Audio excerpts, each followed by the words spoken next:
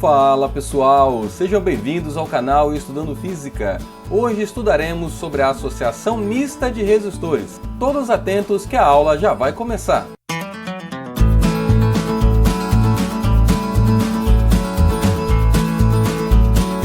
A chamada dessa aula será o botão de like, então garanta a presença curtindo o vídeo e se inscreva no canal para não perder os próximos assuntos. O conteúdo de hoje é uma continuação do estudo das associações de resistores. Por isso é muito importante que você tenha assistido aos vídeos de associação em série e de associação em paralelo. Então, caso não tenha assistido, clique no card que está aparecendo no canto superior direito para acessar a playlist de eletrodinâmica e se inteirar do assunto. Como o nome sugere, na associação mista nós teremos resistores ligados em série e em paralelo no mesmo circuito. Neste caso, para determinar a resistência equivalente, devemos associar cada conjunto de resistores diretamente ligados entre si, seja em série ou em paralelo. O objetivo é ir simplificando cada parte da conexão até chegar a um único resistor e, portanto, equivalente, que substitua todo o conjunto. A primeira coisa a se fazer, então, é observar a figura e identificar resistores que estejam em série ou em paralelo. Para isso, vamos utilizar os seguintes raciocínios.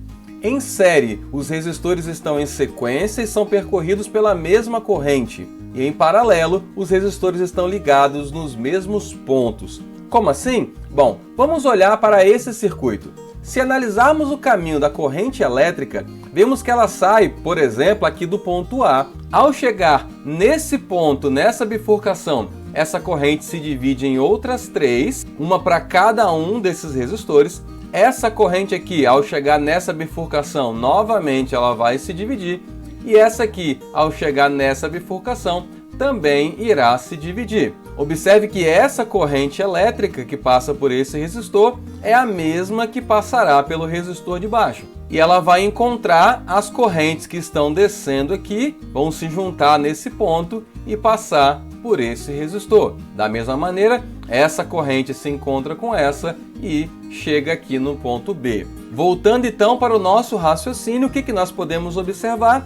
Nós observamos que esses dois resistores são percorridos pela mesma corrente elétrica, logo estão em série. Se estivéssemos resolvendo esse circuito, a primeira coisa que faríamos seria encontrar a resistência equivalente somente desses dois e após isso redesenhar o circuito com essa nova resistência no lugar dos dois. Esse foi um exemplo então de como identificar resistores em série no circuito. Para identificarmos resistores em paralelo, vamos analisar esse outro circuito. Uma coisa que não fizemos na primeira figura, para não ser muita informação no mesmo lugar, mas que faremos sempre, é dar nomes aos pontos, aos locais onde as correntes se dividem. Nesse caso, já que esse ponto aqui foi chamado de A, e entre este ponto e este outro ponto não existe nenhum resistor, chamaremos aqui também de A. Da mesma maneira na parte de baixo, como aqui é B, aqui também será B. Pegando o próximo ponto, onde as correntes se dividem, que seria esse daqui, vamos chamar então de C, já que entre ele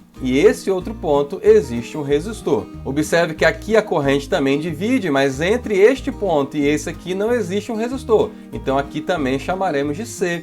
E aqui, por último, chamaremos de D. Uma observação importante aqui é que agora fica mais fácil observar que ambos os circuitos são mistos, pois os resistores não estão todos ligados nos mesmos dois pontos, então não é um circuito em paralelo, e não há apenas um caminho para a corrente, então não estão em série, por isso é um circuito misto. Voltando então para esse circuito, já vemos que não conseguimos identificar dois resistores em série, não de forma clara pelo menos.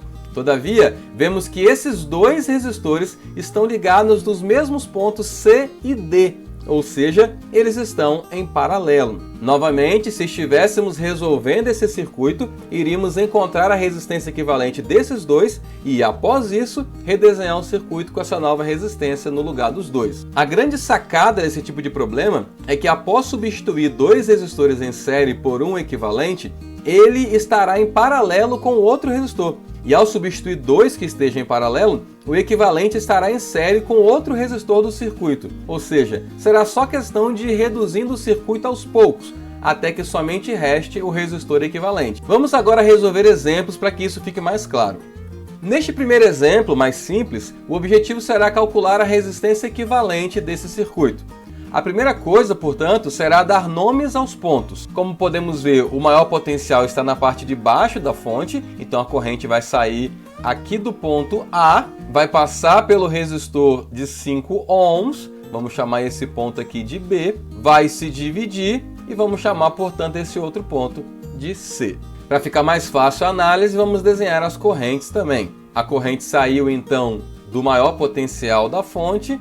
Ao chegar no ponto B, ela se divide, passando pelos 3 resistores, se junta novamente no final e chega no menor potencial da fonte. Olhando para esse circuito, podemos ver que não existem 2 resistores em série, já que não existem 2 resistores percorridos pela mesma corrente. Observe que não estou me referindo ao mesmo valor, já que as correntes que passam nesses resistores têm o mesmo valor, mas eu me refiro à mesma corrente literalmente. A corrente que passa por esse resistor volta para a fonte, ela não vai passar pelos demais. Entretanto, podemos ver que esses 3 resistores estão ligados nos mesmos pontos B e C, ou seja, eles estão em paralelo.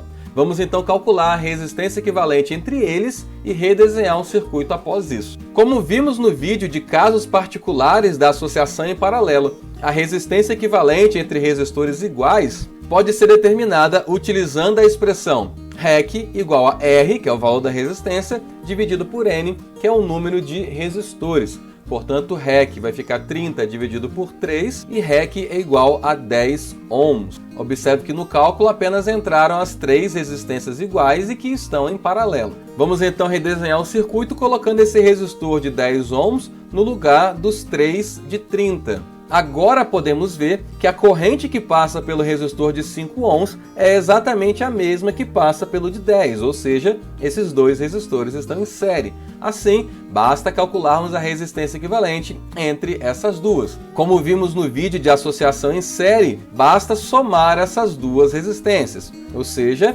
REC vai ficar igual a 10 mais 5, REC, portanto, igual a 15 ohms, que é, então, a resistência equivalente do circuito. Então, reduzimos esse circuito com 4 resistores a esse circuito com apenas um resistor. Lembrando que, nesse caso, estamos apenas calculando a resistência equivalente, mas pode-se pedir aqui uma série de outras grandezas, como tensões, correntes e potência. No segundo exemplo, temos uma figura que assusta um pouco mais e que tende a dar um pouco mais de trabalho.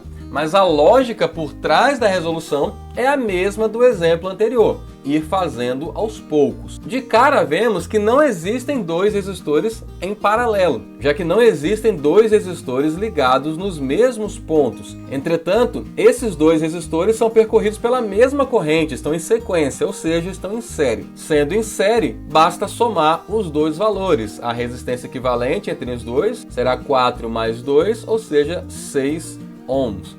Redesenhando o circuito, ele fica assim. No lugar, então, dessas 2 resistências, colocamos apenas uma de 6 ohms, mas observe que esse ponto F deixa de existir, já que não existe mais um resistor entre esse ponto e esse daqui. Então, eles têm que ter o mesmo nome.